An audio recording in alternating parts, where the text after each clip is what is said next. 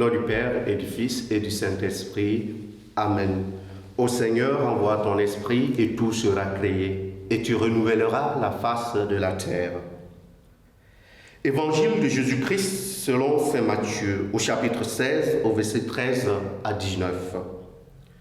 En ce temps-là, Jésus, arrivé dans la région de Césarée de Philippe, demandait à ses disciples, au dire des gens, qui est le Fils de l'homme? Ils répondirent, pour les uns, Jean le Baptiste, pour d'autres, Élie, pour d'autres encore, Jérémie ou l'un des prophètes. Jésus leur demanda, et vous, que dites-vous? Pour vous, qui suis-je? Alors Simon-Pierre prit la parole et dit, tu es le Christ, le Fils du Dieu vivant. Prenant la parole à son tour, Jésus lui dit, heureux es-tu, Simon, fils de Jonas. Ce n'est pas la chair et le sang qui t'ont révélé cela, mais mon Père qui est aux cieux. Et moi, je te le déclare, tu es Pierre, et sur cette pierre, je bâtirai mon église, et la puissance de la mort ne l'emportera pas sur elle.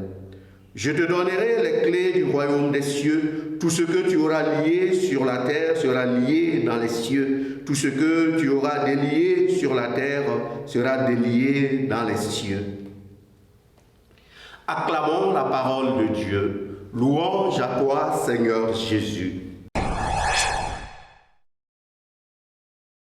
Aujourd'hui, 22, la liturgie nous offre de célébrer la chair de Saint-Pierre. Et l'évangile de ce jour nous permet de resituer cette fête dans son contexte et dans la centralité de notre foi. En effet, le Seigneur pose à chacun de nous, pour vous, qui suis-je?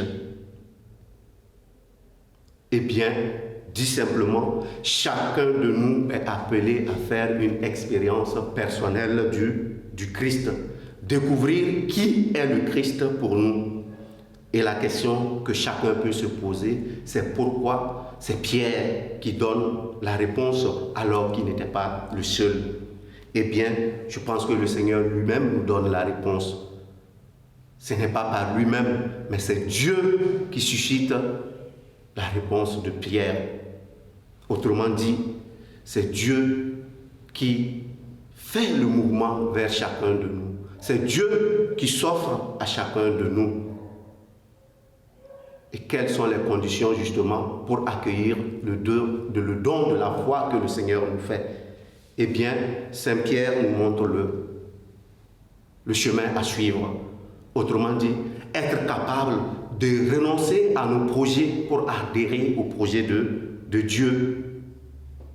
Et si Saint Pierre donne cette réponse, eh bien, c'est parce que Saint Pierre non seulement accueille la foi qui lui est donnée en se mettant à la suite du Christ, mais il est capable de renoncer à ses projets pour entrer dans le projet de Dieu. Et si aujourd'hui nous célébrons la chair de Saint Pierre, eh bien, c'est parce que le Seigneur justement le confie cette responsabilité de gouverner la charité et l'unité de son Église. Comment moi, en tant que disciple du Christ, comment moi, en tant que chrétien catholique, j'accueille le mystère du Christ à travers la personne du pape? Comment moi, en tant que chrétien, je vis ma vie en lien avec l'Église universelle? Voilà la question que chacun de nous a à se poser. De sorte que notre attachement au Christ doit se refléter dans la réponse que nous allons donner à la question de qui il est pour chacun de nous et comment est-ce que, comme chrétiens, nous travaillons à l'unité de la charité en nous laissant justement guider par cette figure que le Christ nous donne, cette figure qu'est le pape, cette figure qu'est Saint-Pierre. Au cours de cette journée, nous allons prier le Seigneur afin qu'à travers les enseignements que nous recevons de Saint-Pierre, à travers l'enseignement que nous recevons à travers le pape, nous puissions aussi grandir dans la construction de notre unité ecclésiastique et de notre charité. Loué soit Jésus-Christ.